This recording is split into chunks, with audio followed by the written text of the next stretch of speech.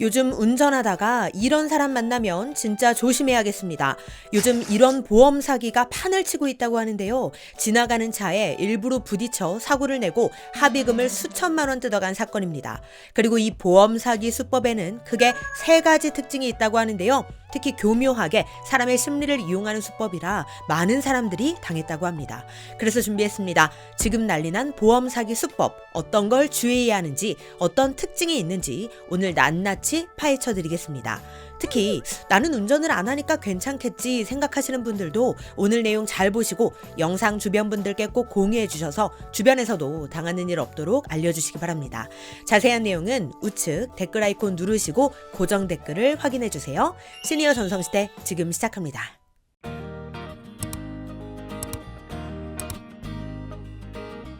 안녕하세요. 시니어를 위한 꼭 필요한 정보 시니어 전성시대입니다.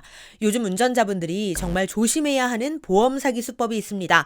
오죽하면 뉴스에까지 보도가 되었는데요. 우리가 운전할 때 가장 신경이 쓰이고 또 주의해야 할 때가 옆에 보행자가 걸어가고 있을 때입니다. 특히나 이 차도와 인도가 제대로 구분이 되어 있지 않은 곳들은 차와 사람이 한 도로에 같이 다니기 때문에 더욱 주의가 필요하고 운전할 때 신경이 많이 쓰이는데요. 그런데 그러한 상황을 노리고 접근하는 보험 사기가 있다고 합니다. 심지어 그 수법도 교묘하게 발전했는데요. 일단 오늘 내용 알려드리기 전에 미리 말씀드리면 혹시 우리 시니어님들 중에서도 이런 보험 사기를 당한 적이 있으신 분, 그때 당시는 몰랐는데 지나고 보니 보험 사기였던 것 같다라는 사례들도 좋습니다. 이러한 사례와 경험담이 있으시다면 댓글로 함께 공유해 주시면 정말 감사하겠습니다. 댓글에서 얻어지는 정보들이 많더라고요. 함께 공유해 주시고 예방하시면 큰 도움 되실 것 같습니다. 자, 그럼 지금부터 어떤 보험 사기 수법인지 낱낱이 파헤쳐 보도록 하겠습니다. 얼마 전 지나가는 차에 일부러 부딪혀 사고를 낸 30대가 붙잡힌 일이 있었는데요. 이렇게 받아낸 합의금만 무려 수천만 원에 달한다고 합니다. 도대체 어떤 수법을 쓴 걸까요? 그 수법에는 크게 세 가지 특징이 있었는데요. 지금부터 잘 보시기 바랍니다. 한 여성이 좁은 골목길을 서성이다가 차가 다가오자 기다렸다는 듯이 팔을 차에 갖다 댑니다. 그리고는 표정을 일그러뜨리면서 아프다는 듯 손목을 터는데요. 놀란 운전자는 차에서 내려 이 여성에게 다가갑니다. 그랬더니 이 여성이 이런 얘기를 합니다. 저 임신부인데요. 왜 임신부라고 했을까요? 그렇습니다. 동정심을 사기 위해서, 그리고 이 경계심을 허물기 위해서. 아무래도 피해자가 임신부라고 속이면 운전자 입장에서는 뭔가 더 미안한 마음이 들고 더 걱정되는 마음이 들어서 상황 판단이 이성적으로 되지 않을 가능성이 더 높겠죠. 그러한 사람의 심리를 이용했다는 겁니다. 그리고 또 한 가지가 있죠.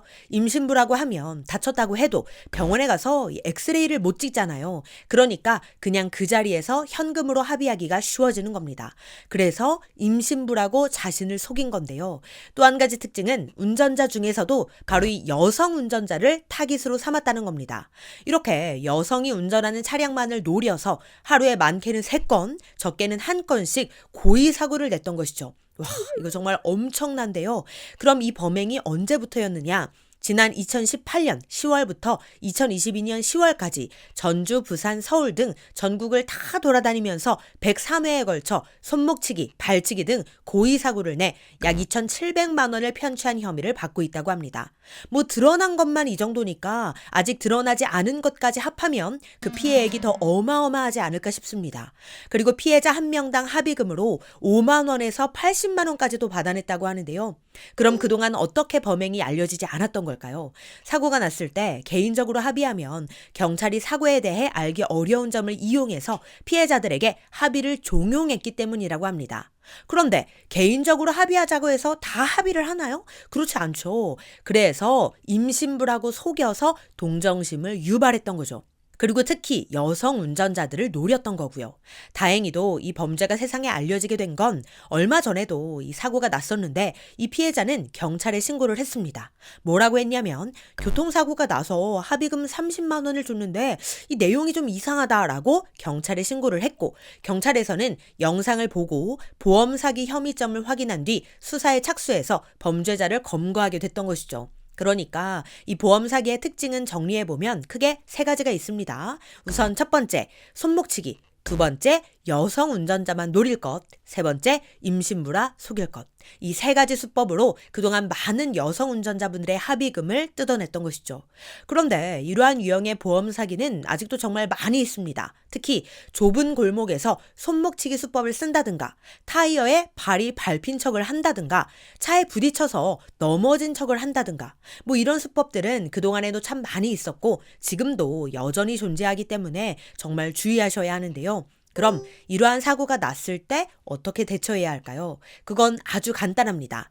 이러한 사고가 발생하면 절대 개인적으로 합의를 보지 마시고 보험사에 접수하거나 경찰에 신고하는 게 좋다고 합니다. 그러니 우리 시니어님들께서도 혹시나 운전하시다가 이러한 사고가 발생하면 당황하지 마시고 바로 보험회사에 접수하시거나 경찰에 신고하셔서 진행하시길 바랍니다.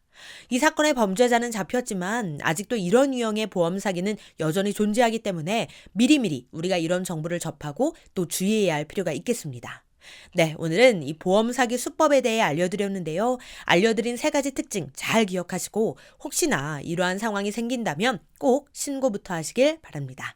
그럼 오늘도 편안한 하루 보내세요. 감사합니다.